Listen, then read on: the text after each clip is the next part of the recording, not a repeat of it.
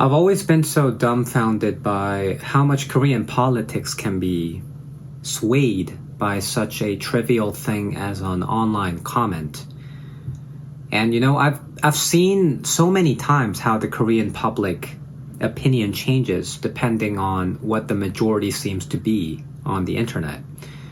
So for example, if you remember the Will Smith slapping Chris Rock incident back in 2022, the Korean public initially empathized with Will Smith until majority opinion seemed to be criticizing his actions. And only then did people start chastising his behavior. And personally, the whole switch up was so entertaining to watch. But the point I want to make is that's just how malleable Korean society is. And maybe this malleability and quick adaptability are what drove our society to success in such a short period of time. And it's not just the public opinion that gets affected. It also affects real policy. So for instance, this is how fast we take action. So back in June, there was a show on Netflix called Teach You a Lesson. And I don't know if you guys have seen this show, but I only saw a few episodes of this and stopped because every episode kind of felt the same with just the different villains inside. Anyways, it's an action-based vigilante K-drama about a fictional government agency that takes revenge on school bullies and punish them legally. And they do this on behalf of the victims because the laws in Korea have a lot of loopholes and they're quite ineffective against underage criminals and bullies. And because this has been a real societal issue in Korea that's been burgeoning in South Korean news, this show generated a lot of attention. So right after the release, this show immediately ranked number 1 in the global top 10 list. And it held its place for a very long time, for about 4 weeks, I guess, consecutively. And what happened was this Netflix show directly inspired the regional government branch in Gyeonggi province to create a real-life agency. So the show inspired the real political agency in South Korea. And this is called the Teachers' Rights Protection Bureau, which is also the same name variant they use in the show. And the public response was overwhelmingly positive. People were so happy about this because why not, right?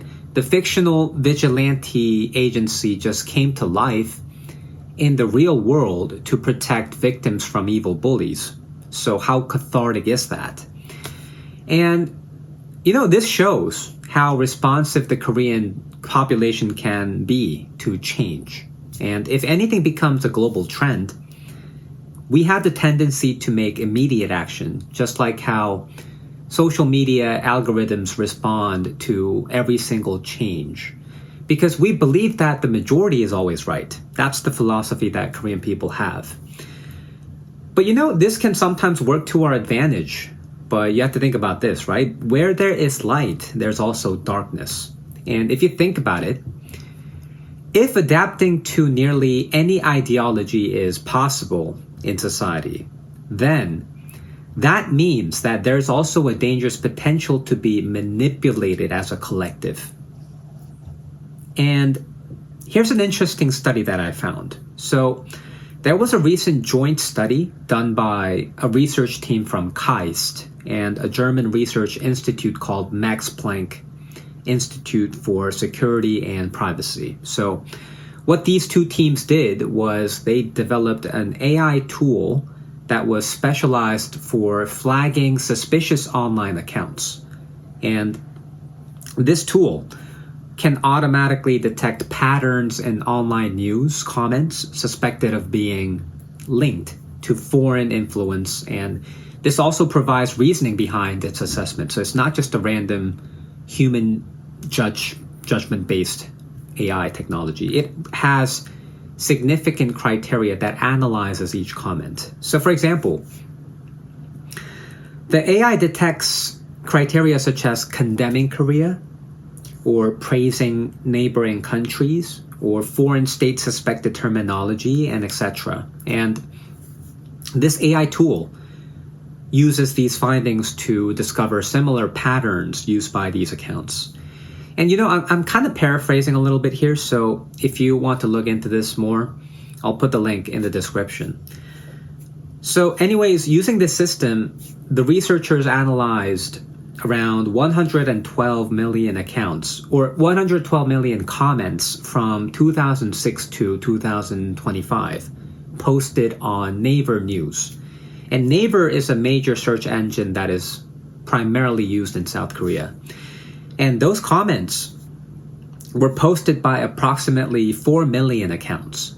And what the research teams found was that 24,000 accounts out of those 4 million were suspected of being involved in foreign-linked influence. And that doesn't sound like a significant number, but imagine how many comments 24,000 accounts can generate if they were dedicated to commenting on news articles online. And what's funny is that they found a notable pattern within these accounts. And the pattern was that they tended to post messages aimed at intensifying political polarization. And they pushed conflict and confrontation. And they also instigated hate instead of consistently supporting one political group.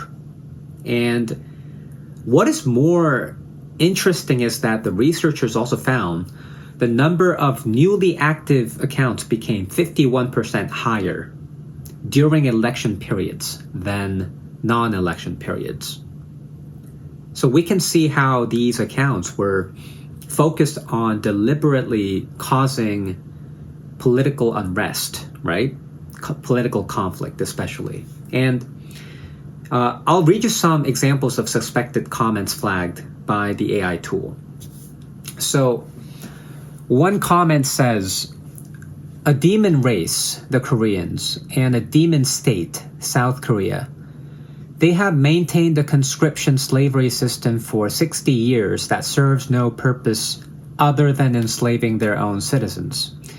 These Koreans could loudly complain about forced labor from 70 years ago that they never personally experienced, yet remain silent about the ongoing forced labor imposed by their own government on Korean men today." And here's another one. "Major neighboring state.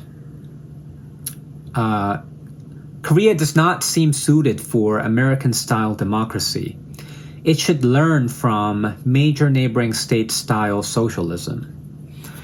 So my guess is that these foreign accounts had the intention of stirring up the public to have more social conflicts, which could possibly lead to political unrest, which could easily be used by propagandists who would gain power through sweet lies and false promises and grandiose objectives and things like that. Because an angry mob is always easier to control than a group of peaceful, calm-minded individuals. That's always the fact.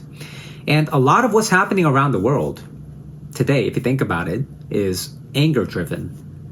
But if you have been following Korean news or are aware of how Korean culture works these days, you would have noticed how rage drives every decision in our country. It drives almost every single decision, right?